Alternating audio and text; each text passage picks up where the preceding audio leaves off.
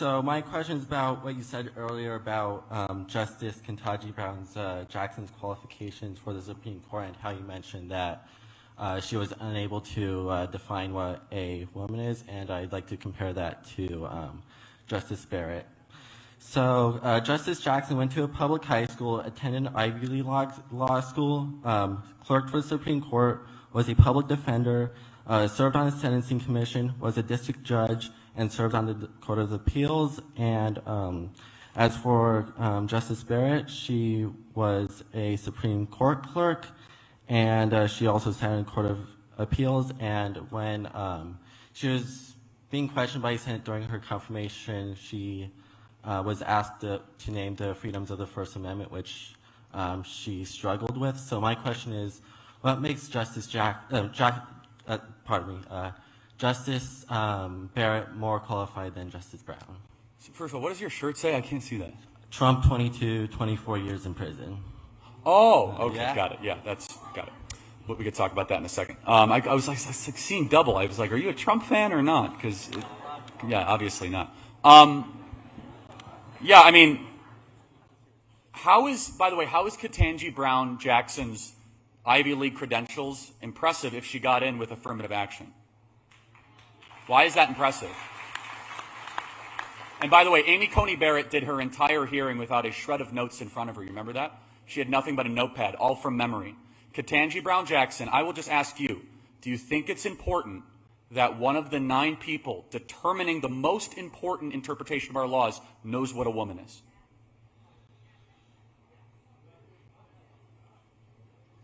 Well,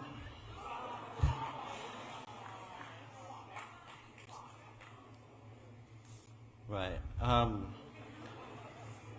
Well, my counter to that is that we shouldn't really be seeing the world in black and white. And a woman it's more than what meets the eye for a definition. No, it's not. No, we should see the world through male and female. Yeah. Why? Definitely. Well, why? Because I live in reality, not in Narnia or some sort of weird created academic abstract space that doesn't exist. So why shouldn't a person be socially welcome to identify with gender outside of the binary? Well, anyone can pretend to be something they're not, but that doesn't make them the thing that they're not. Can I be black? No. Oh, but why can't I socially become black? Blackface, right? I could pretend, wear camouflage, masquerade as something that I'm not, right? How's that different than a trans person? Race and gender are two completely separate things. They have nothing to do with each other, and the existence of being transgender does not imply the existence of being transracial. So you can pretend to say that you have ovaries when you don't, but you can't put makeup on to pretend to be a black person. What transgender women are claiming to have ovaries? There's lots of men that pretend to have ovaries. In fact, the CDC guidance says right now that men can chest feed. Do you think men can chest feed?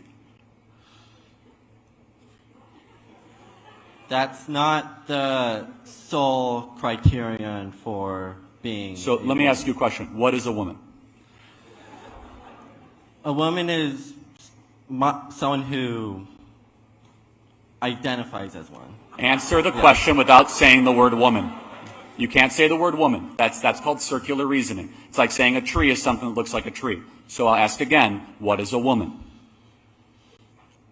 A woman is a person who lives a lifestyle aligned with feminine characteristics, not necessarily your chromosomes or your genitals. So someone who just wears a dress. So what you are doing is you are reducing womanhood to a costume.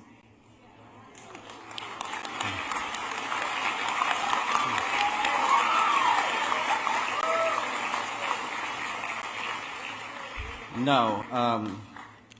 So are you suggesting that, like, a transgender woman goes about her day pretending to be a woman, but then when she gets home, she starts acting like a man? No, delusional in every part of life. I understand that. But that doesn't mean they're not delusional. There's a series of mental conditions where you could pretend to be a wolf. Can you be trans species too? Does your own mental condition dictate external reality, yes or no? Not necessarily. Okay, then why do you believe that a biological man can become something that he is not? Because he thinks it. Because gender is not interchangeable with sex. Yeah, right. So there are 0 genders. There are only 2 sexes. Gender is a made-up term that started in the academy in the 1960s. Talking about sex, which is the only thing that actually can be proven and that matters, XXXY, I will ask the question again, why is it that a man can suddenly become a dress and can be treated exactly the same as a woman that is biologically, not just biologically different, but somebody that has a different brain, a different hormonal system, menstruate, have children? I'll be very honest with you. It is so unbelievably insulting to women to have men have to lecture that all it takes is some weird dude with testosterone can put makeup on, wear a thong and a dress, and he suddenly becomes a woman. Here's at the essence of the issue, is that no matter how much surgery you do, no matter how many drugs you take, you don't stop being the thing that you were born. You don't get to determine your reality by a stroke of the will. I don't deny for a second that the trans person thinks that they are. Certain people think that they're younger than they are. Some people think they're taller than they are. Some people think they're richer than they are. Some people think they're innocent when they're not, like Bob Menendez. There's plenty of delusional people in this world. It's up for society to say no to the delusional and yes to reality. It is for us to not allow us to be reined under the tyranny of somebody's imagination. Do you have a response? And then we'll wrap it up.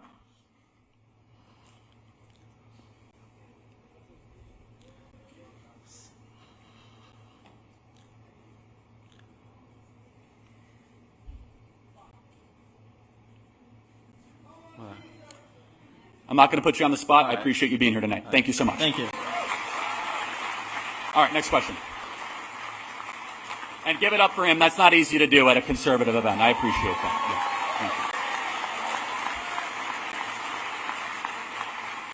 Yeah, thank you. Thank you.